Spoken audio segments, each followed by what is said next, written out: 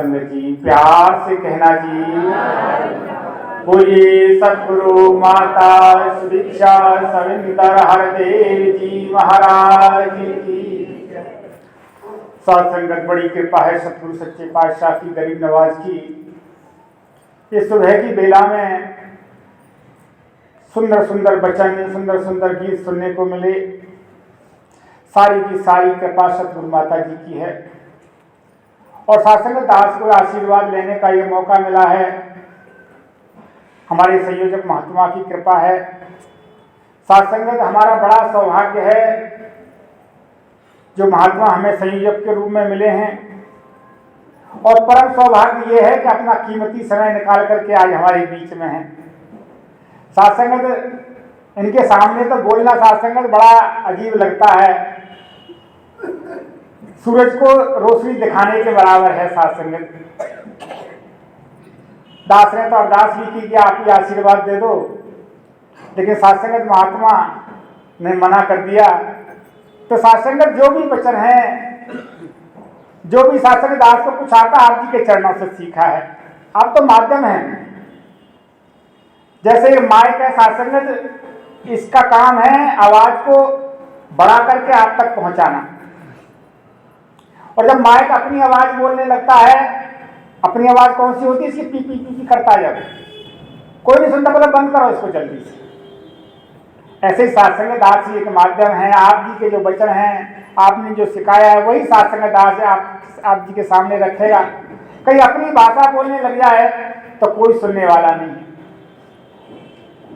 लिखा भी है महात्मा ने, सब धरती कागज करूं लेखनी सब बन रहा है, सात समुद्र की मश करूं गुरु गुण लिखा न जाए। गुरु का गुण लिखा भी नहीं जा सकता और कहा भी नहीं जा सकता, लेकिन जब इसकी कृपा हो जाती है, इसकी मेहर हो जाती है, तभी संभव हो जाता है। जिस महात्मा को यहाँ बोलने का मौका मिला, वचन के माध्यम से, गीत के माध्यम से, सबका एक ही भाव था कहने का कि हर दर पे सज देकर देखे, हर दर पे झुका कर सर देखा, इस जग में तेरे दर जैसा मैंने और न कोई दर देखा। पूरी ना मुरादें हो जिसकी मंजूर वो इस दर होती हैं, जो खाली हाथों आया यहाँ झोली उसकी भरते देखा। वाकई साधसंगत झोली भर दी इसने। और कैसे भरी? गुर सिख का वसीक काम है आपार पण कर देवे, कहे अवतार फिर काम गुरु का खाली झोली भर देवे। अगर शासन में विचार करना, अगर मेरी झोली नहीं भरी है तो कहां कमी है? सुना है पारस लोहे को सोना कर देता है। अगर लोहा सोना नहीं हुआ है तो या तो उस लोहा नकली है या उस पर जंग लगी है, इसलिए सोना नहीं हुआ है। अगर मेरी झोली नहीं भरी है तो विचार करना है कि कमी मेरे अंदर ही है कहीं। किसान खेती करता है, बीज बोता है और शासन में तो पानी वानी सब कुछ देता है बढ़िया, लेकिन एक खेत में तो फसल लहरा रही है और दूसरे खेत में आधा बीज ही निकला है। जिसमें आधा बीज निकला है शासन में, उसमें क्या कमी है? कमी यह है कि वो जमीन तैयार नहीं थी, इसमें कंकड़ पत्थर थे। मेरी हृदय रूपी धरती ज्ञान लेने के लिए तैयार नहीं थी। उसमें निंदा, नफरत, बैर, ईर्ष्या के, अहंकार के कंकड़ पत्थर थे। क्योंकि शासक तो इंसान जीवन में जब पैदा होता है, आकार और साकार के बीच में उलझा रहता है। ये ज्ञान सतगुरु ने निराकार का दिया तो विश्वास ही नहीं होता वो, क्योंकि उसने आकार को पकड़ा हुआ है। इसलिए शासन ज्ञान तो ले लेता है, लेकिन जीवन में खुशियां नहीं, जीवन में सुकून नहीं, जीवन में शांति नहीं, चैन नहीं है। एक महात्मा ने सहसा बाबा जी से कहा, बाबा जी मैं सत्संग खूब करता हूं, सेवा सुमरन भी करता हूं, लेकिन जीवन में सुख नहीं आया कोई भी।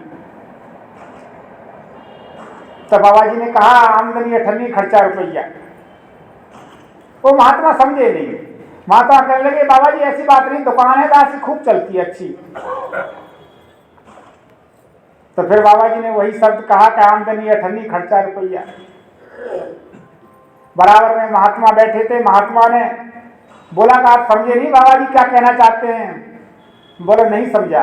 कि बाबा जी ये कहना चाहते हैं जो आप सेवा समन सत्संग से कमाते हो उससे ज्यादा खर्च कर देते हो निंदा नफरत में, इंकार में, वैर ईर्षा। फिर जीवन में कहाँ मिलेगी शांति, कहाँ सुकून मिलेगा? तब सुकून वाली बात आ रही थी। सतगुरु ने हमें मोबाइल नंबर दिया है सात्संगत बात करने के लिए। कहीं किसी भी समय, दिन हो रात हो या सात्संगत धूप हो छांव हो, कहीं हो, घर में हो बाहर हो, कभी मिलाओ कभी अंगेज नहीं जाता है वो नंबर। तू ही निरंकार मैं तेरी शरण हाँ मैनू बख्शी, कभी अंगेज नहीं जाता है। लेकिन देखते हैं संसार में कि जब मोबाइल को अगर चलाना हो तो उसको रिचार्ज भी करना पड़ता है। अगर ये हमें सत्संगत मिला है, पासवर्ड सत्संगत जो मंत्र सतगुरु ने दिया है, तो रिचार्ज भी करना पड़ेगा। प्यार से, नम्रता से, सहनशीलता से, समर्पण से, श्रद्धा और विश्वास से। ये लालता जी के वचन है सत्संग। अगर जीवन में श्रद्धा विश्वास ही नहीं है, समर्पण नहीं किया है, तो ये नंबर नहीं लगेगा। फिर दोष किसका है? सत्संग किसको दोष दे रहे हैं? ज्ञान लेने के बाद भी, सेवा सुंदर सत्संग करने के बाद भी जीवन में निंदा नफरत में लगे हुए हैं, अहंकार में शासन जीवन जी रहे हैं। फिर क्या फर्क रहा आप में और संसार में? कहा भी आग लगी आकाश में झरझर गिरे अंगार, और संतन होते जगत में तो जल मरता संसार। कितनी भी आग लगी हो, लेकिन जो सत्संग रूपी गंगा में स्नान कर रहे होते, डुबकी लगा रहे होते हैं, उसका कुछ नहीं बिगाड़ पाती शासन बाहर की तपन। संसार में देखते हैं लहसुन प्याज भी नहीं खाते, लेकिन वाणी से दूसरे को घायल कर देते हैं। सतगुरु माता जी अपने वचनों में कह रही कि चाकू से एक इंसान को घायल भी किया जा सकता है, और वही चाकू डॉक्टर के हाथ में होता है तो जीवन देने का काम करता है। तो शास्त्र हम क्या कर रहे हैं? आग लगाने वालों में है या आग बुझाने वालों में? कैसा हमारा जीवन है? संत महात्मा कहते हैं लगा सको तो बाग लगाओ, आग लगाना मत सीखो, जला सको तो दीप जलाओ, दिल जलाना मत सीखो। महात्मा कहते हैं तुम्हारे मीठे बोल बोल दो मीठे बोल बोलने से किसी का रक्त बढ़ता है तो ये भी रक्तदान है। आपके पीठ थपथपाने से किसी की थकान दूर होती है तो ये भी श्रमदान है। आप खाने के लिए थाली में उतना ही लें जो व्यर्थ नहीं जाए नाली में, तो ये भी एक अन्नदान है। किसी रोते हुए इंसान को अगर आप आंसू पहुंच देते हैं तो संतो ये भी भारत स्वच्छ अभियान है। शासक हम कर क्या रहे हैं? सतगुरु को तो यही आदेश है, किसी रोते हुए को हंसा दें, किसी की दुख और तकलीफ में हम शामिल हो जाएं। यही तो शासक हमें सिखा रहे सतगुरु। 4 दिन की जिंदगी हंसी खुशी से काट ले, मत किसी का दिल दुखाए, गांठ मन में बांध ले। कुछ नहीं है साथ जाना एक नेकी के सिवा, कर भला होगा भला ये गांठ मन में बांध ले। तो इधर 4 दिन की तो जिंदगी है, बाल्यावस्था, युवावस्था, प्रौढ़ावस्था और वृद्धावस्था, 4 दिन की तो बनाया। तो इसमें क्या करना है? परोपकार करना है, भला करना है, जितना हो सके मन वाणी और कर्म से। शासक जटायु ने जब सीता माता को छुड़ाने के लिए बहुत कोशिश की, रावण ने पंख काट दिए, खून से लथपथ पड़ा हुआ है, और इंतजार कर रहा है श्री राम जी का। कह रहा है कागा सब तन खाइयो, चुन चुन खाइयो नैन, चुन चुन खाइयो मांस, दो नैना मत खाइयो जिन्हें प्रभु मिलन की आस। कौआ मांस नोच रहे, कह रहे कि मुझे प्रभु से मिलने की अभी उम्मीद है, मेरी आंखों को छोड़ देना। श्री राम जी जब मिलते हैं, जटाई को गोद में उठा लिया और कहने लगे जटाई तूने बहुत बड़ा काम किया है, बहुत बड़ा उपकार का काम किया है, बोल क्या चाहता है। तो कहने लगा प्रभु मैं क्या चाहूंगा, इससे बड़ा क्या हो सकता है कि मैं आपकी गोदी में पड़ा हुआ हूं, मेरा अंत समय है, मुझे कुछ नहीं चाहिए। तो सासंगत श्री राम जी की आंखों में आंसू आ गए कि जल भरने ने कहे रघुराई, नाथ कर्म निज ते गत पाई, परित बस जिनके मन माई, जिनको जग दुर्लभ कछु नाई। सासंगत आंखों में आंसू आ गए, कहने लगे तायु मैं कुछ नहीं कर रहा हूं, तेरे परोपकार के कारण ये सब कुछ है, संभव हो जाता है दुनिया में, क्योंकि परोपकार से बढ़कर के कोई दूसरा चीज नहीं है। इसलिए सासंगत संत महात्मा भी वही कहते हैं, परित सरस धर्म नहीं भाई, पर पीड़ा सम नहीं अधमाई। ज्ञान लेने के बाद ही हम दूसरे को नीचा दिखा रहे हैं, दूसरे को गिराने की कोशिश कर रहे हैं, अपनी वाणी भाषा में सुधार नहीं आ रहा। शासक क्या कर रहे हैं, किसको, सतगुरु को बदनाम कर रहे हैं, मिशन को बदनाम कर रहे हैं। हमारा मिशन तो तप त्याग का सासंगत मिसालें हैं। सहसा बाबा जी ने कितनी गालियां सही, गाली देने वालों को भी शरबत पिलाया, कुर्बानी दी सासंगत गुरबचन बाबा जी ने। हरदेव बाबा जी शासन 36 वर्ष सिखा के गए प्यार, बिना थके चलता गया, कर गया भला संसार का, प्यार प्यार बरसा गया वो एक मसीहा प्यार का। लेकिन शासक हमने इधर से सुनी और इधर से निकाल दी। कहां जीवन में प्यार आया, हमारे जीवन से कहां अहंकार गया। हम तो एक दूसरे को गिराने के चक्कर में पड़े हैं, पदवियों के चक्कर में पड़े हैं। सासंगत अगर पदवियों के चक्कर में भी पड़े हैं, मान सम्मान के चक्कर में पड़े हैं, तो फिर मुझे कहां ज्ञान की समझ आई।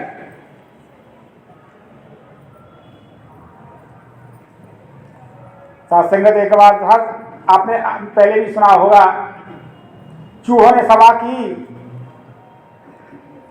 कि हर बार जंगल में राजा शेरी क्यों बनता है, हमारी भी तो बहुत संख्या है, हम भी तो अपना नेता चुन सकते हैं, हम भी तो राजा बना सकते हैं। चूहों ने मीटिंग कर करके एक चूहा को नंबरदार बना दिया, उसके सिर पर मुकुट बांध दिया।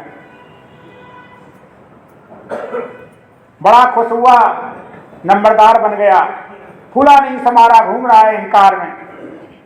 लेकिन किसी ने खबर दे दी कि बिल्ली आ गई। जैसे बिल्ली की बात सुनी, भगदड़ मच गई सारे चूहों में, सारे बिल में घुस गए और चिल्ला रहे हैं कि नंबरदार जल्दी से अंदर आ जाओ, नंबरदार जी जल्दी से अंदर आ जाओ। लेकिन नंबरदार कहता है भैया आ तो जाऊं अंदर, लेकिन ये जो नंबरदारी मेरे सिर पे बंधी है ना, ये अंदर नहीं घुसने दे रही। प्यार से कहना जी। तो शासक क्या असर हुआ, बिल्ली ने पकड़ के लिया, शासक खा गई। तो नंबरदारी उसको अंदर नहीं घुसने देती। शासक नंबरदारी तो हमें झुकने नहीं देती संतों के चरणों में। यही तो नंबरदारी तो हमें बात नहीं मानने देती किसी संत की कि मैं तो महान हूं, मुझे क्या सिखा रहा है। ये तो बराबर वाले के लिए बोला जा रहा है।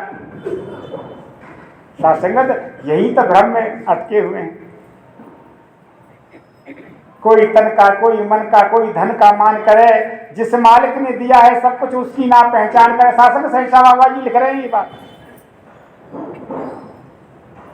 कहते बड़ा ताकत वाला हूं, बड़ा सुंदर शरीर वाला हूं,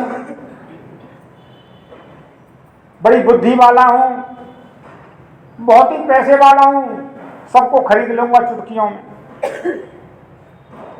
शासक महात्मा कह रहे हैं काया माया ना रहे, रहे न बस्ती गांव, ऐसी करनी कर चलो जो रहे तुम्हारा नाम। करनी तो कंस ने रावण ने भी की थी, घृणा से नाम लिया जाता है। करनी सासंगत हमारे संत महात्माओं ने की जात, जो अभी बता रहा था मिशन के महात्माओं। और भी सासंगत महात्मा थे जिनका आज नाम लिया जाता है,